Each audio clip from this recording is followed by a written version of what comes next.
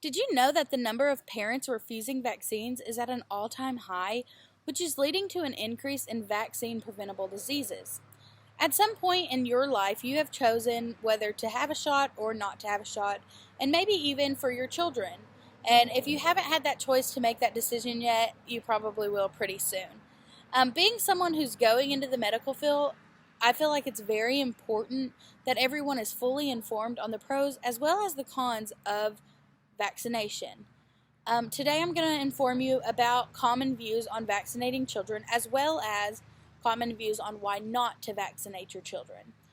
The first thing I'm going to tell you about is the reasons and the risks for unvaccinated children.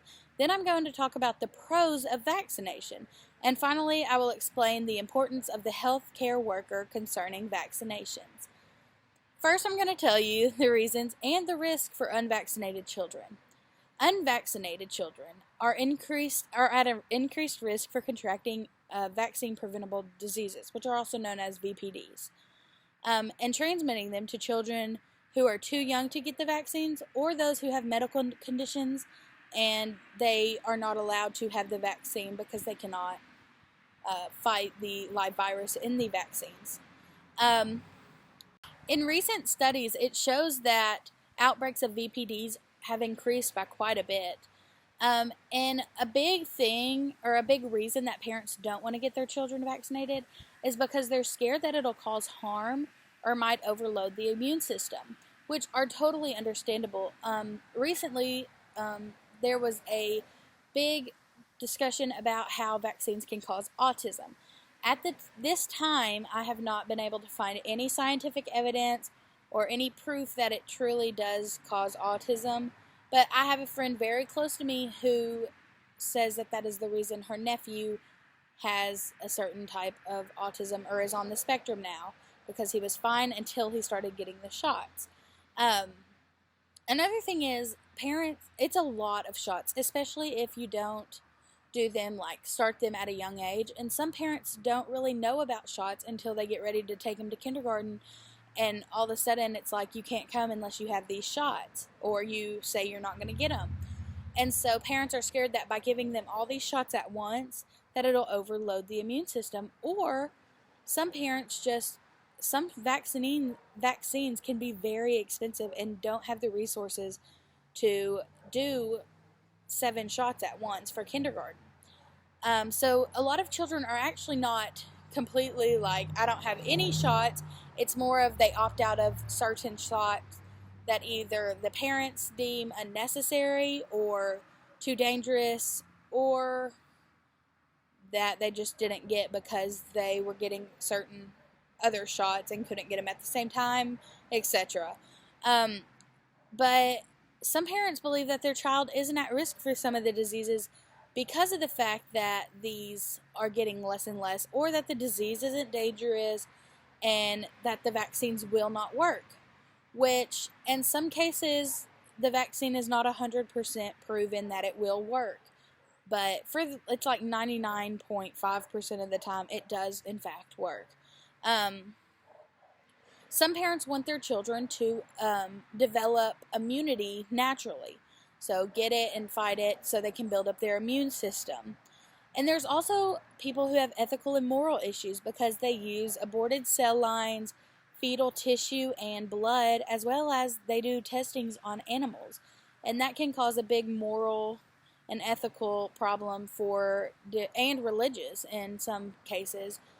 And so now that I've told you briefly about some reasons that children exempt vaccinations, I'm going to inform you on the importance of vaccination and the truth behind vaccinations. So the benefits to the child as well as the community are they decrease the child's risk for developing the disease, and they build the child's immune system as well as prevent outbreaks. And the outbreaks is such a big deal because if one kid gets it and goes to school, well, then the younger kids or the ones who were not able to get the shot due to medical conditions are then at risk to getting the disease. And it can be very devastating, especially for younger children. And so, also, how could also, smallpox has been eradicated due to vaccinations. And the vaccine preventable diseases were decreasing in number outbreaks, but are now starting to reoccur more frequently because of people not getting vaccinated.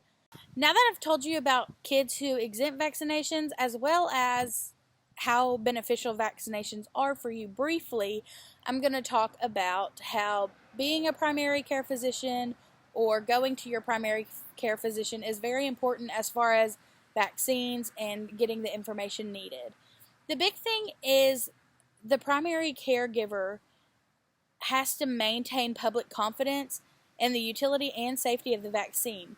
So we need to make sure that us as caregivers, as well as that our caregivers they know their information so they can tell us the pros and cons and on the vaccines and different things like that, and tell us like the risk factors, because if you don't know the risk factors and it happens to your child, it can be very scary. And you might tell people all about it and then they're scared as well. So if we are given understanding before it comes to that point, it's a lot easier to be like, okay, we knew that was a risk. And it's just easier to cope with, even though it can still be very hard. And we have got to make sure that we are providing the proper information on vaccines so that nobody's given the wrong idea, whether it be that they're given a shot and a doctor's told them that they will for sure not get the disease, because there is still a risk of them being or getting the disease. And so in conclusion, we talked about, common views for not vaccinating children, as well as why you should, and the role the primary care physician plays. With your help, we can increase the knowledge of the community and inform them of the risk of not getting vaccinated, as well as the risk of if you do get vaccinated. Thank you so much.